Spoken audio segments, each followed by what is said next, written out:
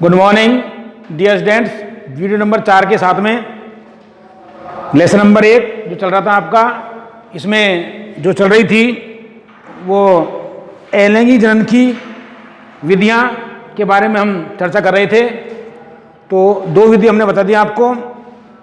पहली विखंडन, इसके बाद में दूसरी आती है खंडन। दूसरी विधि जो आती है खंडन, फ्रेगमेंटेशन बाय फ्रेगमेंटेशन द्वारा, तो खंडन द्वारा। ध्यान देना कौन सी विधि है? खंडन।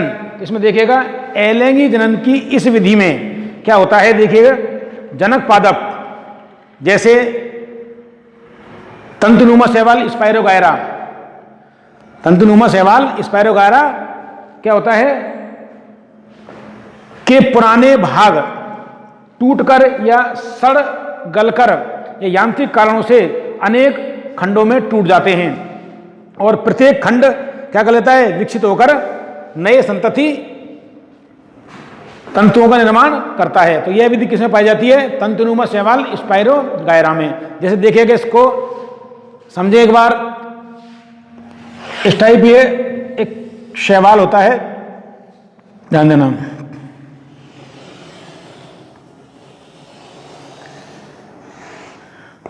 तो ये तंतुनुमा शैवाल होता है।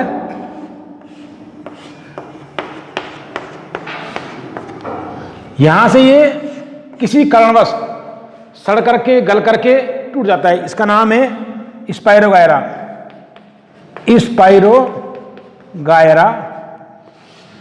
शैवाल।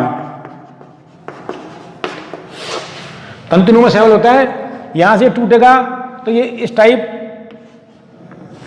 एक कोशिका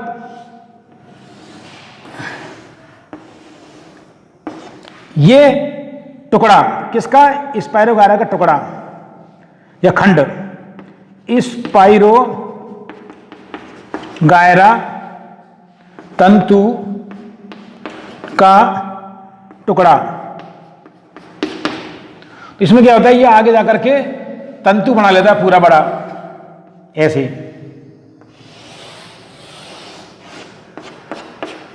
विभाजित होकर के, तो ये पुत्री तंतु बन जाएगा। पुत्री स्पाइरोगायरा तंतु। तो ये मेनली किस्म होती है, ध्यान देना, अलैंगिक जनन की यह विधि तंतुनुमा शैवाल स्पाइरोगायरा में पाई जाती है या उसमें होती है। इसमें क्या होता है कि स्पाइरोगायरा तंतु किन्हीं यांत्रिक कारणों से सड़ या गल करके अनेक टुकड़ों में टूट जाता है और प्रत्येक टुकड़ा एक नए तंतु का निर्माण करता है। तो ये खंडन की विधि होती है। इसमें आप देखिएगा, तो इसमें आपको मैं थोड़ा लिखा दूं, इसमें कुछ आप उसको एरिंग डाल करके अपने नोटबुक में लिखना। तो लिखो अलैंगिक जनन की, अलैंगिक जनन की यह विधि तंतुनुमा शैवाल, क्या नाम है शैवाल का? स्पाइरोगायरा, स्पाइरोगायरा में पाई जाती है। किसमें पाई जाती है? तंतुनुमा शैवाल स्पाइरोगायरा में पाई जाती है। तो स्पाइरोगायरा खंडन द्वारा अलैंगिक जनन की क्रिया करता है। अर्थात इसमें क्या होता है कि इस विधि में, इस विधि में जनक पादप, या हम ये भी कह सकते हैं जनक शैवाल, जनक शैवाल गण में स्पाइरोगायरा, स्पाइरोगायरा जनक शैवाल स्पाइरोगायरा के पुराने भाग, जनक शैवाल के पुराने के पुराने भाग सड़ गलकर, सड़ करके या गल कर, सड़ गलकर या किन्हीं यांत्रिक कारणों से अनेक खंडों या टुकड़ों में टूट जाता है, अनेक खंडों या टुकड़ों में टूट जाता है और प्रत्येक खंड या टुकड़ा, और प्रत्येक खंड या टुकड़ा विकसित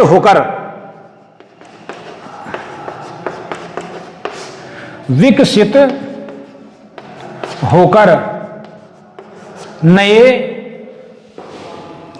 संतति तंतुओं, नए संतति तंतुओं का निर्माण करता है। तो ध्यान देना क्या होता है कि एलैंगिक जनन की यह विधि तंतुनुमा शैवाल स्पाइरोगायरा में पाई जाती है। एग्जाम्पल हो गया इसका। तो इस विधि में क्या होता है कि इस विधि में जनक शैवाल या जनक पादप शैवाल स्पाइरोगायरा के पुराने भाग जो होते हैं सड़ करके गल करके पानी में पाया जाता है, ये सड़ करके गल करके या किन्हीं यांत्रिक कारणों से अनेक खंडों में टूट जाता है और प्रत्येक खंड विकसित होकर नए तंतुनुमा या नए तंतुओं का या नए संतति तंतुओं का निर्माण करता है। तो यह विधि किसमें पाई जाती है? स्पाइरोगायरा में। ठीक है। इसके बाद में एलैंगिक जनन की जो तीसरी विधि है वो होती है मुकुलन। कौन सी होती है? मुकुलन। इसमें देखिएगा तीसरी विधि का नाम है मुकुलन।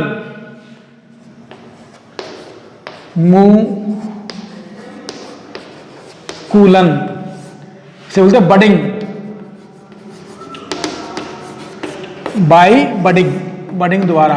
तो यह जो विधि होती है वो किसमें होती है? यीस्ट, हाइड्रा, इनमें पाई जाती है बडिंग, मुकुलन। तो ध्यान देना मुकुलन। तो इसमें क्या होता है, जैसे यीस्ट कोशिका है, यीस्ट एक कोशिकीय कवक होती है। उसमें देखिए ध्यान से, जैसे ये यीस्ट कोशिका है, इसका ये केंद्रक और ये रसदानी और ये कोशिका द्रव, ये होता है केंद्रक। ये होती है आपको, आप जान सकते हैं, रिक्तिका।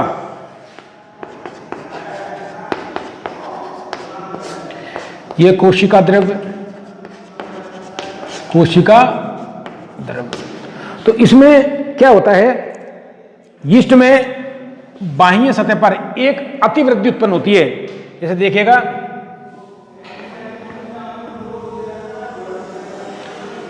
बाह्य सतह पर यह अतिवृद्धि के रूप में उत्पन्न होती है। इसमें क्या होता है, इस अतिवृद्धि में बाह्य सतह है यीस्ट की, इसमें कुछ कोशिका द्रव आ जाता है और केंद्रक के वजन कैसे होगा, इसके अंदर ये जो केंद्रक है इस टाइप हो जाएगा।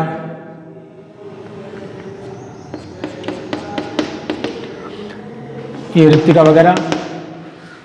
आगे जाकर के इसे हम क्या बोलेंगे, कलिका, बड, कलिका या मुकुल से बोलते हैं बर्ड्स का निर्माण होता है।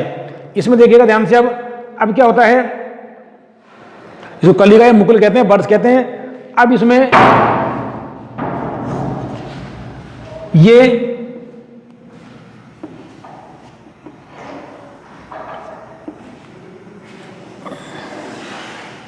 इस टाइप, एक केंद्रक यहां गया और एक केंद्रक यहां गया। केंद्रक का क्या हो गया, विभाजन हो गया। और इसमें कुछ मात्रा में क्या जाता है, कोशिका द्रव। ध्यान देना, इस कलिका में कोशिका द्रव्य का जो विभाजन होता है वो असमान प्रकार का होता है, जबकि केंद्रक का जो विभाजन होता है वो समान प्रकार का होता है। तो इसे बोलेंगे हम कलिका। अब ये कलिका क्या करेगी, बिल्कुल इससे क्या हो जाएगी, पृथक हो जाएगी। ये देखिएगा, ये संतति कलिका हो गई, इसमें केंद्रक और ये जनक कोशिका।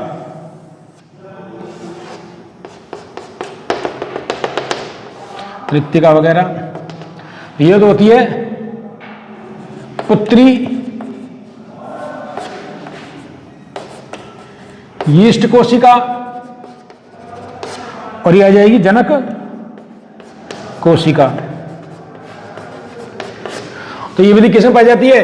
एग्जाम्पल के तौर पर देखिएगा आप, इसमें एग्जाम्पल यीस्ट, हाइड्रा जंतु होता है, इनमें यह विधि पाई जाती है। इसे हम ये भी कह सकते हैं ये पुत्री केंद्रक होगा, पुत्री केंद्रक है ना।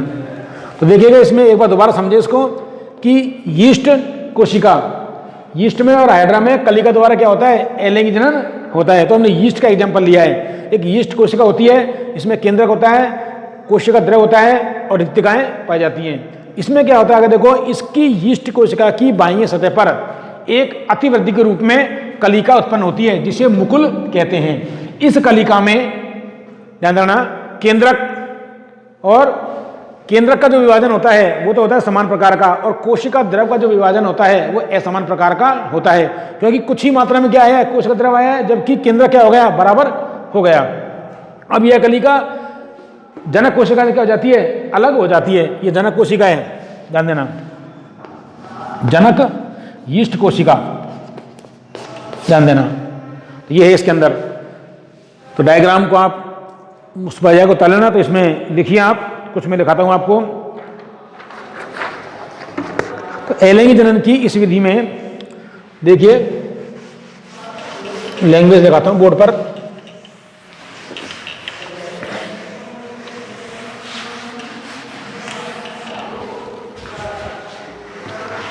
इसमें देखो आप,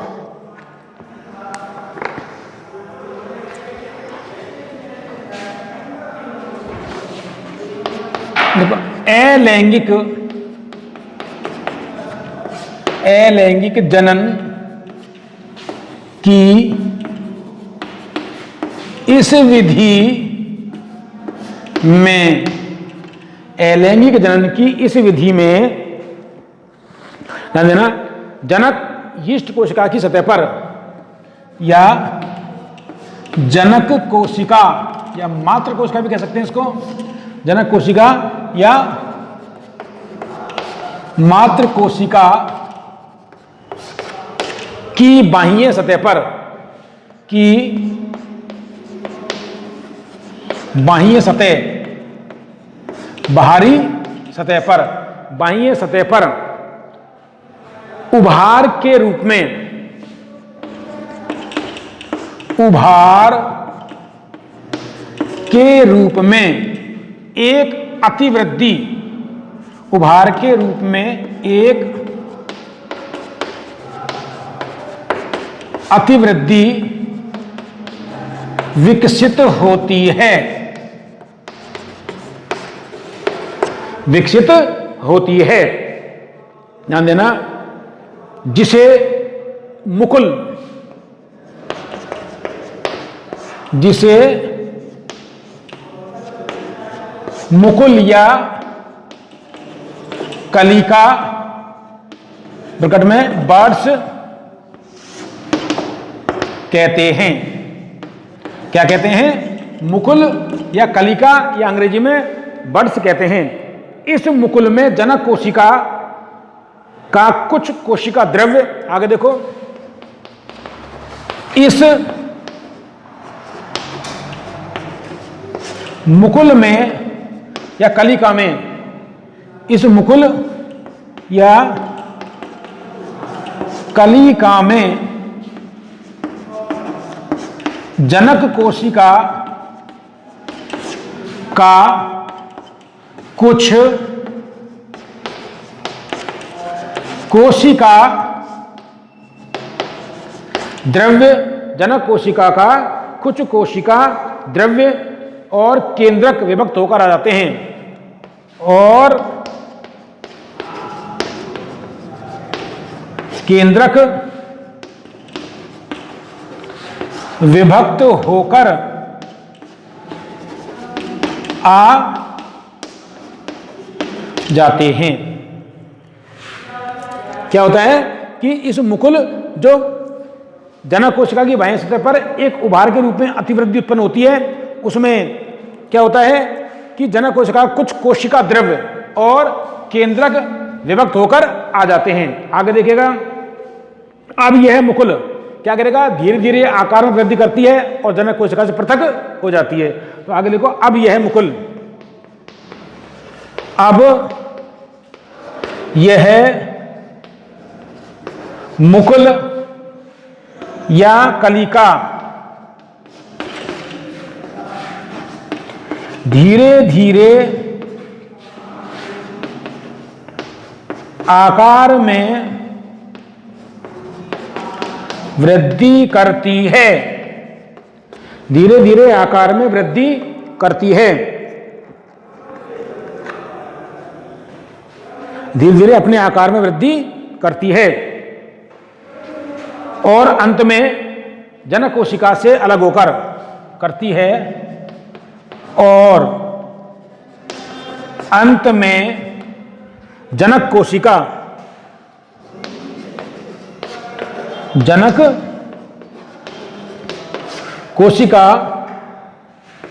से पृथक हो जाती है और नई संतति यीस्ट कोशिका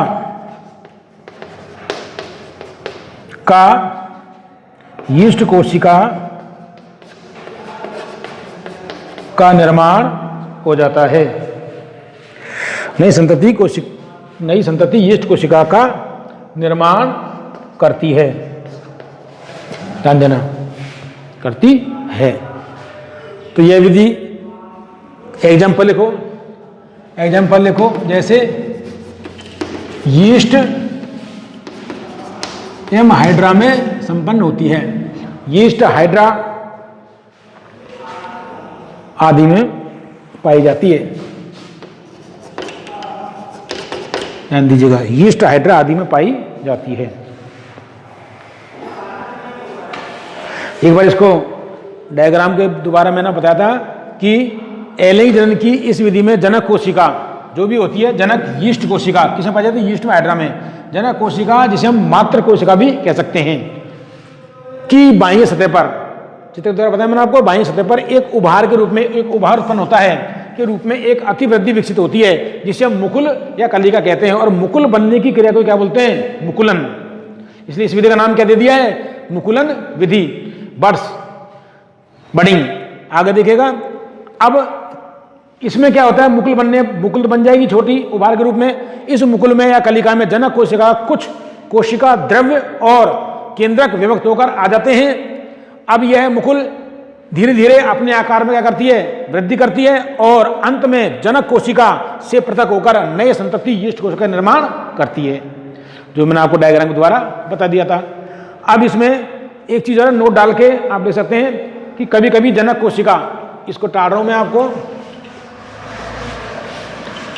नोट डाल के और लिखें इसमें आप,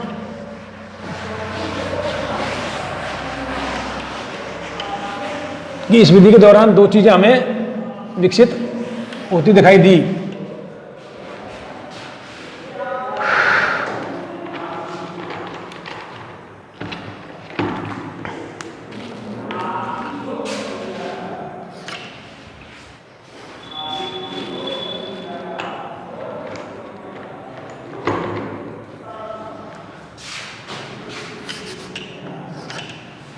चलो देखिएगा क्या चीज विकसित दिखाई दी हमें, कि पहला नोट,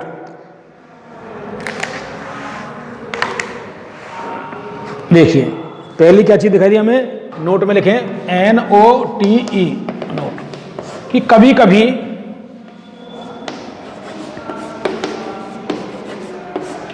कभी जनक कोशिका की बाह्य सतह पर, जनक कोशिका की बाह्य सतह पर एक से अधिक, क्या जाते हैं, एक से अधिक मुकुल, एक से अधिक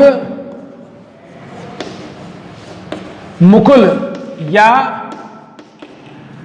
कलिकाएं, बर्ड्स बन जाती हैं या उत्पन्न हो जाती हैं, बन जाती हैं। क्या हो जाती हैं कि कभी कभी जनक कोशिका की बाह्य सतह पर, किसकी बाह्य सतह पर, जनक कोशिका की बाह्य सतह पर एक से अधिक मुकुल या कलिकाएं बन जाती हैं, एक से अधिक मुकुल या कलिकाएं बन जाती हैं। तो इस अवस्था को टोरूल अवस्था कहते हैं, बन जाती हैं। तो इस अवस्था को टोरूला, कौन सी अवस्था, टोरूला अवस्था कहते हैं। जब ये कोशिका की बाह्य सतह पर एक से अधिक कलिकाएं बन जाती हैं तो इस अवस्था को कौन सी अवस्था कहते हैं, टोरूला अवस्था कहते हैं। दूसरा नोट देखिएगा,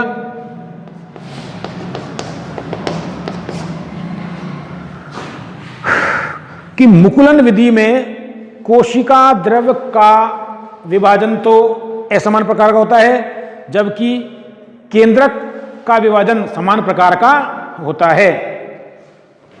तो देखिएगा इसमें, देखिए मुकुलन विधि में, मुकुलन विधि में कोशिका द्रव्य का विभाजन तो असमान होता है। कोशिका द्रव्य का विभाजन तो क्या होता है, कोशिका द्रव्य का विभाजन तो असमान होता है, जबकि केंद्रक का विभाजन, जबकि केंद्रक का विभाजन दो समान भागों में होता है, जबकि केंद्रक का विभाजन दो समान भागों में होता है। ध्यान दीजिएगा। इसके बाद में जो आपके चौथी विधि है उसका नाम है आपको जेम्यूल एवं जेमाकप। कौन सी विधि, आप देखें उसमें मैंने आपको जो चार्ट बनाया था, जेम्यूल एवं जेमाकप।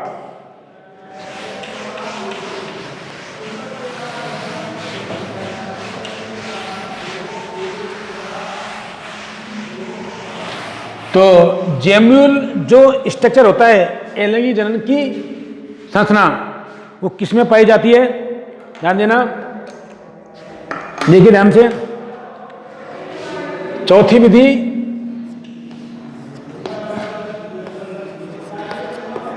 जेम्यूल एवं जेमाकप।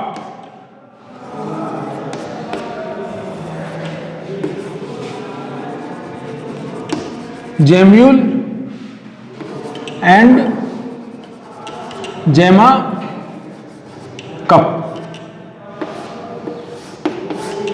देखिए इसमें ए करके देखेंगे हम। जेम्यूल,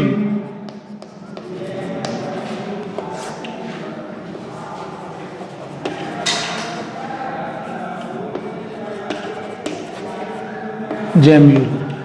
ये जो जेम्यूल जो होते हैं, जो एलैंगी जनन की जो संरचना होती है जेम्यूल, ये कुछ निम्न विकसित जंतुओं या बहुकोशिकीय जीवों जैसे स्पंजों के शरीर में या स्पंजों के शरीर के अंदर विकसित होती हैं, जो कि पक्षमाभ युक्त कोशिकाएं होती हैं। क्या होती हैं? पक्षमाभ युक्त कोशिकाएं होती हैं। इन पक्षमाभों की सहायता से ये क्या करती हैं? उस स्पंज के शरीर से बाहर आ जाती हैं और नए जीव का निर्माण करती हैं। ध्यान देना। तो इसमें देखिएगा किसमें पाई जाती है ये एग्जाम्पल, स्पंज। अब स्पंज क्या होते हैं? पॉरीफेरा, संघ पॉरीफेरा, पॉरीफेरा के सदस्य, पॉरीफेरा के सदस्य होते हैं स्पंज। तो इसमें देखिएगा, इसमें देखें आप लोग, कुछ निम्न विकसित बहुकोशिकीय जीवों, कुछ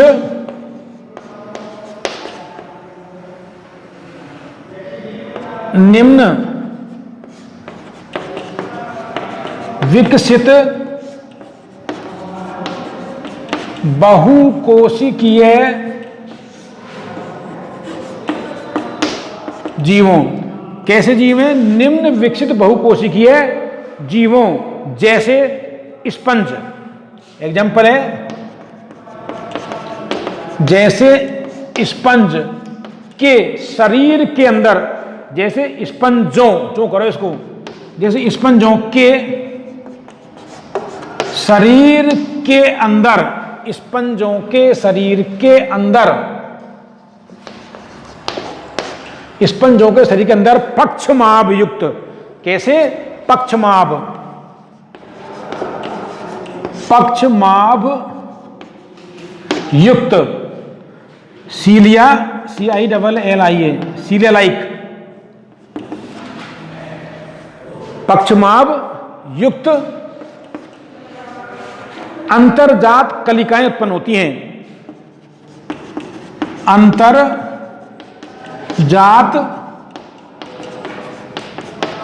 कलिकाएं उत्पन्न होती हैं, अंतर्जात कलिकाएं उत्पन्न होती हैं, जिन्हें जेम्यूल कहते हैं। क्या कहते हैं?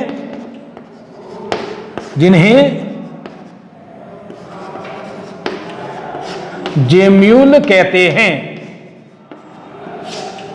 जैसे एफिलोटा एक स्पंज है, उसमें जो कलिकाएं होती हैं, ध्यान देना कैसी होती हैं। देखो ध्यान से, एक डायग्राम बनाया तो हम इसका, ये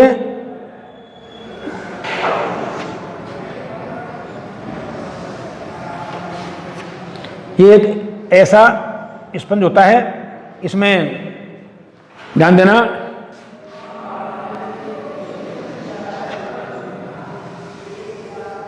इस टाइप, ये इसमें ये कंटिकाएं होती हैं स्पंजी तंतुओं की। इसके अंदर क्या होती है? ये कलिकाएं, अंतर्जात कलिकाएं। इनमें क्या होती है? सीलियास पाए जाते हैं इस टाइप। तो ये होती है अंतर्जात कलिकाएं, अंतर्जात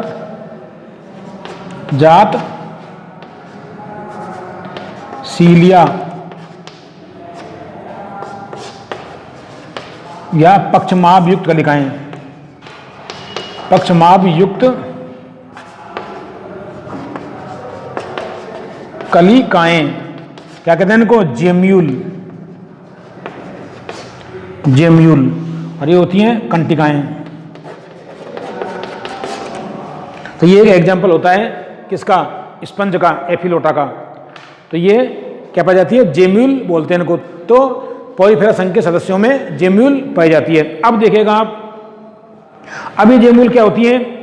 देखो ध्यान से कि जो ये अंतर्जात पक्षमाभित कलिकाएं जो होती हैं, शरीर के अंदर पाई जाती है, स्पंजों के शरीर के अंदर, ये पक्षमापों की सहायता से गति करते हुए कहाँ जाती हैं, बाहर आ जाती हैं और नए स्पंज का निर्माण करती हैं।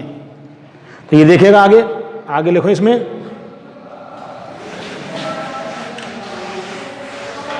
देखिएगा ये अंतर्जात पक्षमापयुक्त कलिकाएं,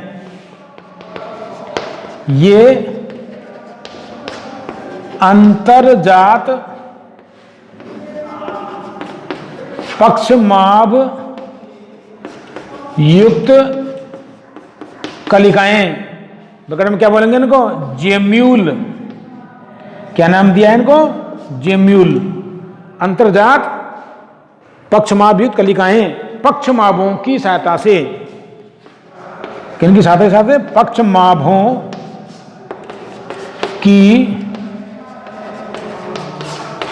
सहायता से, पक्षमाभों की सहायता से कहा जाती है, गति करती हुई जनक कोशिका की बाएं सतह पर पक्षमाभों की सहायता से गति करती हुई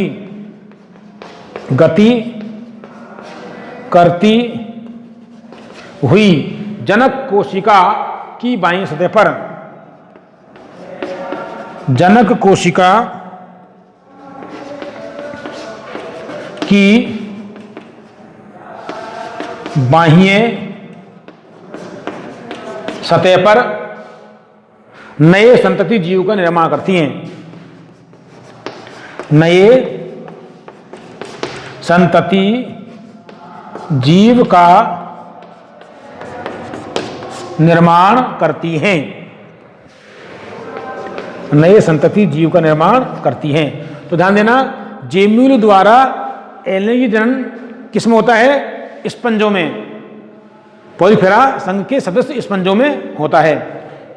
तो ये मैंने आपको बताया था कि बहुकोशिकीय जीव होते हैं ये, इनके शरीर के अंदर क्या बनती है, पक्षमाभ युक्त अंतर्जात कलिकाएं बनती है, जिन्हें जेम्यूल कहते हैं। ये जेम्यूल पक्षमाभों की सहायता से जनक कोशिका के शरीर के बाहर आ जाती है और नए तंतु का, उसका नए जीव का निर्माण करती हैं। इसके बाद में आता है आपको जेमा कप, ध्यान देना, बी पार्ट है इसका, जेमा।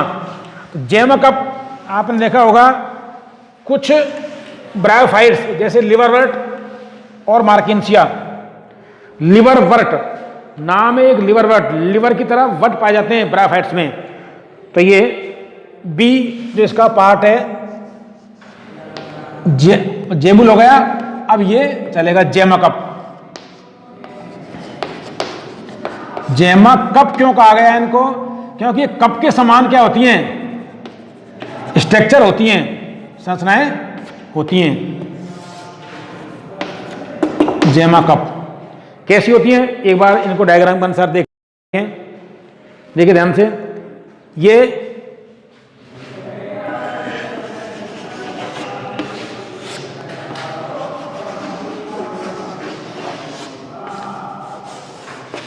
ऐसे वर्ट होते हैं किसके अंदर, ये होता है लिवर वर्ट, ये आधे स्तर होता है जिससे ये ब्रायोफाइट्स। तो ऐसे पादप होते हैं ये, हम ये कह सकते हैं इनको लिवर वर्ट। तो यहां पर यानी लिवर की तरह क्या होते हैं, वर्ट होते हैं इनमें इस टाइप, ये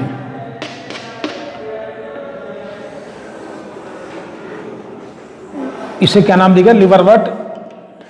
ये आधे स्तर होता है जिससे क्या होते हैं, जुड़े होते हैं, ब्रायोफाइट्स पादप होते हैं ये। तो यहां पर इनमें क्या विकसित होती है, कप लाइक स्ट्रक्चर।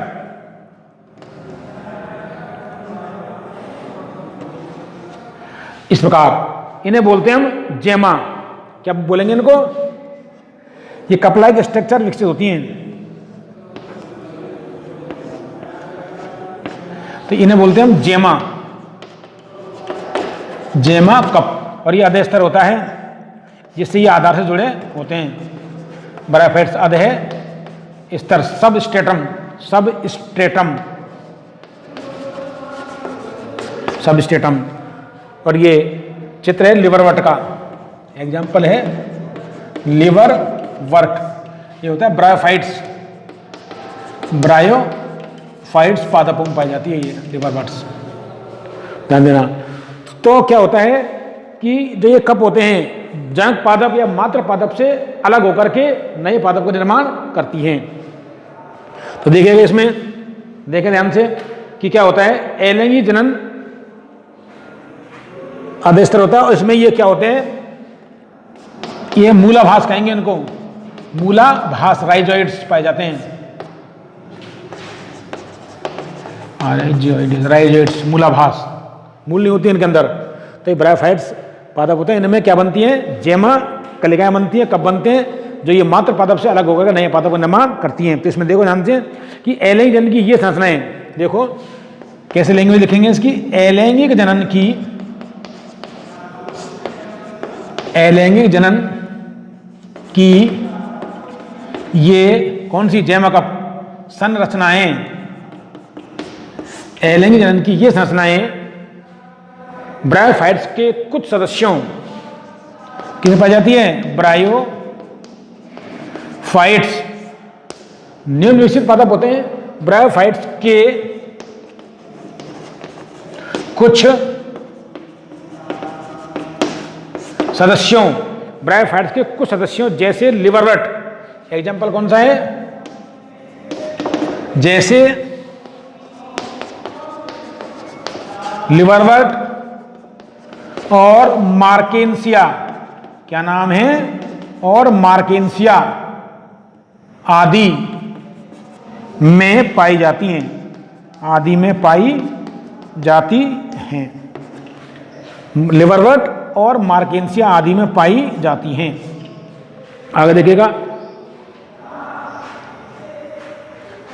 इन पादपों के आधारीय भाग से, ये आधारीय भाग है इसका, इन पादपों के आधारीय भाग से कप के समान क्या पाई जाती हैं, कलिकाएं उत्पन्न होती हैं, जिन्हें जैमकप कहते हैं। तो देखिए इन पादपों के, अगला पॉइंट है, इन पादपों के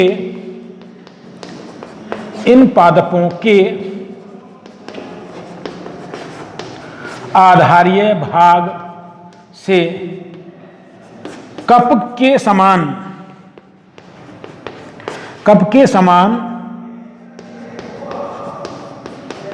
संरचनाएं विकसित होती हैं, जिन्हें जैमाकप कहते हैं। जिन्हें क्या कहते हैं, जैमकप कहते हैं। मतलब इन पादपों के आधार भाग से कप के समान, कलिकाएं भी कह सकते हैं, कप के समान संरचनाएं या कलिकाएं विकसित होती हैं, जिन्हें क्या कहते हैं, जैमकप कहते हैं। ये संरचनाएं जनक कोशिका से, आगे लिखो, ये कप समान संरचनाएं, ये कप समान संरचनाएं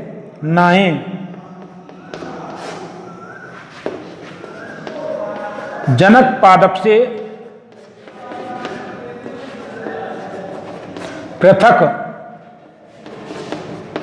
होकर, जनक पादप से पृथक होकर नए पादप का निर्माण करती हैं, नए पादप का निर्माण करती हैं। तो ध्यान देना, इस प्रकार ये आपके जेम्यूल एवं जैमकप जो विधि है अलैंगिक जनन की, ये संपन्न होती है। ध्यान देना।